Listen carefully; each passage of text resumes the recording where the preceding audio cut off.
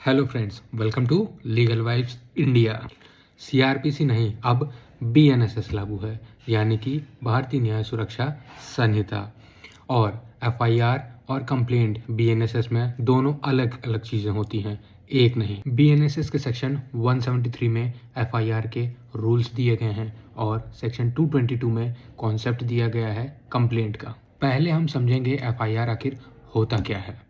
FIR मतलब first information report. FIR cognizable offences के लिए होते हैं, जैसे चोरी, मारपीट, रेप, मर्डर एटसेट्रा। बीएनएसएस के तहत पुलिस पर एफआईआर रजिस्टर करना मैंडेटरी होता है। एफआईआर के बाद इन्वेस्टिगेशन तुरंत स्टार्ट होती है। जीरो एफआईआर का रूल क्लियर है। अब जिनको जीरो एफआईआर का मतलब नहीं पता है, मैं बता दूं। जीरो एफआईआर का मतलब आप किसी भी पुलिस स्टेशन में एफआईआर रजिस्टर करवा सकते हैं। मतलब अगर क्राइम कहीं हुआ है तो आप किसी दूसरे पुलिस स्टेशन में भी उसका एफआईआर लिखवा सकते हैं। बाद में केस सही पुलिस स्टेशन में ट्रांसफर कर दिया जाता है। विक्टिम को भगाया नहीं जा सकता। जीरो एफआईआर का मतलब है नो जुरिस्डिक्शन एक्सक्यूज।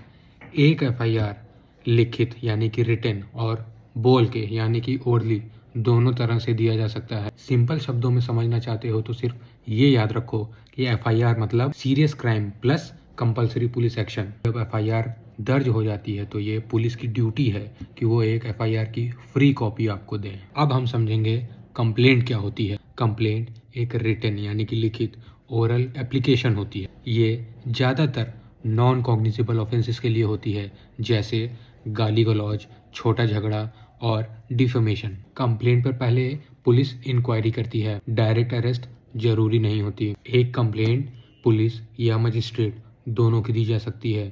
अगर कहीं पुलिस स्टेशन में कोई पुलिस आपकी कंप्लेंट नहीं ले रहा है तो आप डायरेक्ट मजिस्ट्रेट के पास जाके कंप्लेंट दे सकते हैं। मजिस्ट्रेट चाहे तो पुलिस को ऑर्डर दे सकती है इन्वेस्टिगेशन करने की। सिंपल भाषा में अगर समझना है तो कंप्लेन मतलब रिक्वेस्ट प्लस इंक्वायरी फर्स्ट। अब हम जानेंगे एफआईआर और कंप्लेंट दोनों में कंपैरिजन क्या है। नंबर 1, सीरियस ऑफेंसेस में एफआईआर रजिस्टर करना कंपलसरी है, क्योंकि ये सीरियस ऑफेंस है इसलिए इसमें डायरेक्ट इन्वेस्टिगेशन होती है। क्योंकि ऑफेंसेस सीरियस नेचर के होते हैं तो इसमें अरेस्ट होना ज़्यादातर पॉसिबल होता है। कंप्लेंट लेस सीरियस होता है, इसमें पहले इंक्वायरी होती है, कोर्ट ऑर्डर भी हो सकता है और इसमें अरेस्ट बहुत ही रेयर केसेस में होते हैं। बीएनएसएस में अगर सही प्रोसेस फॉलो करोगे तो केस मजबूत यानी कि स्ट्रॉन्ग बनता है। फॉलो लीगल वाइब्स और अपडेटेड लीगल क्लैरिटी।